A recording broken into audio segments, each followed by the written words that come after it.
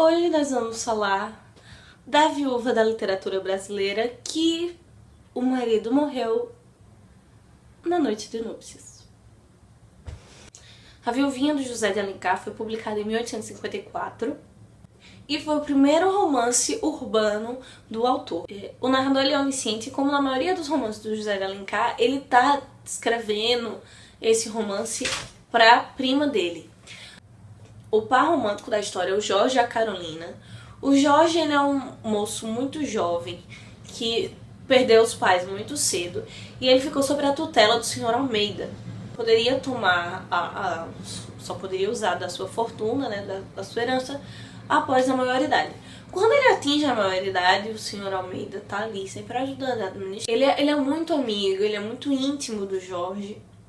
E mesmo assim, pela sua imaturidade, o Jorge não ouve alguns conselhos que ele tem, que é, por exemplo, pagar as dívidas do pai, e o cara vai e gasta o dinheiro todo, e não tá nem aí, e vive como um verdadeiro boêmio, e tem problemas financeiros por causa disso. Até que, quando ele conhece Carolina, se apaixona por ela, namora, quando ele se casa, nas vésperas o cara decide assim, vamos nos casar e pronto. Seu Almeida chega pra ele na véspera e disse, olha querido, cuidado, eu avisei você e você está ferrado financeiramente, né? Até que aí ele decide que vai se matar. Ele casa, né? Tem ali um casamento modesto, mais simples, na casa da família dela. Se casam e quando no dia, né, na lua do mel, quando ela acorda, tem uma cartinha e ele tem sumido. E a mesma coisa com Sombra da Noite, lá de Uma Lágrima de Mulher. Sinto intertextualidade.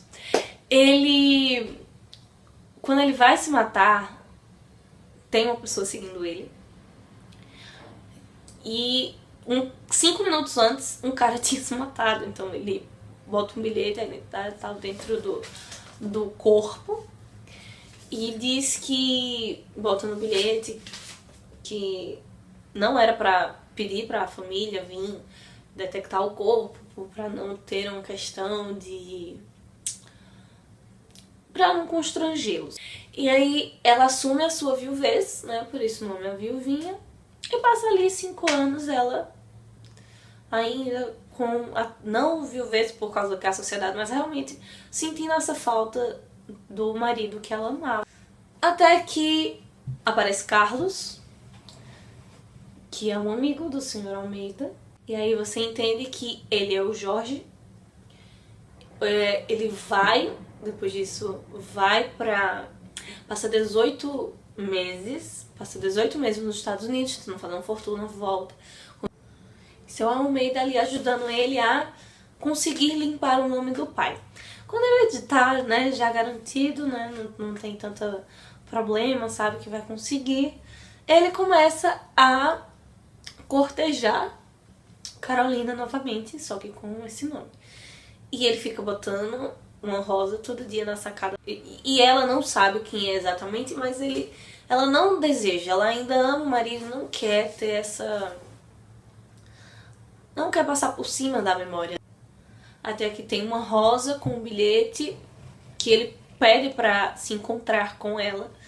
E ela aceita mais por curiosidade, não por querer gostar dele. E aí é quando ele se revela e explica o porquê dele ter feito tudo aquilo. É que o livro termina com eles indo morar numa fazenda e o Sr. Almeida indo embora e deixando todos os seus bens para quando ele morrer para os filhos de Carolina e Jorge. E fim da história. Aí nós paramos para olhar e vimos assim, por que essa historinha, né? Uma historinha batida.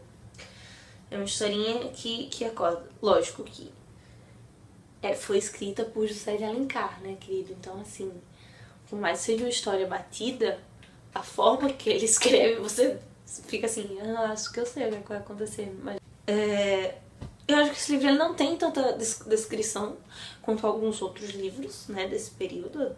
Pela classe literária em si mesmo, não tem tanta descrição. E era histórias, que eram as histórias que faziam a sociedade na época.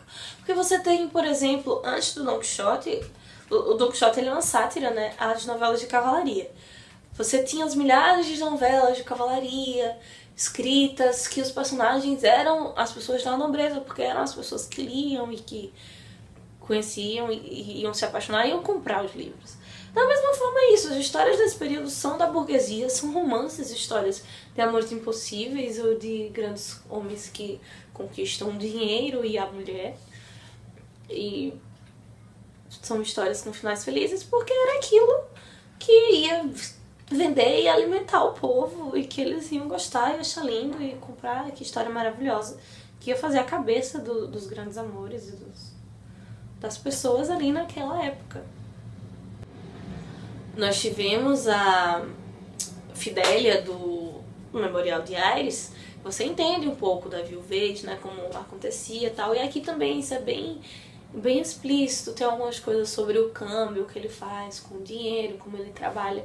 Esses livros são muito importantes às vezes livros importantes da literatura brasileira.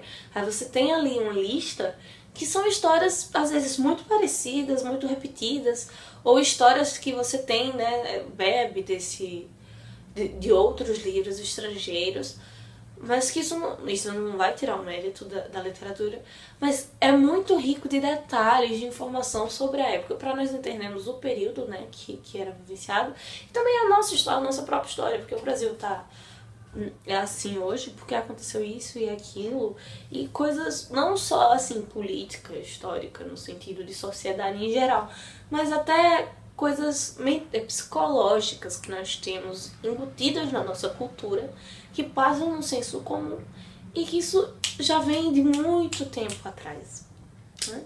Então é isso, meus amores, espero que vocês tenham gostado. Se vocês já leram aí, comentem, falem sobre o livro. Fiquem com Deus. Beijão, tchau, tchau.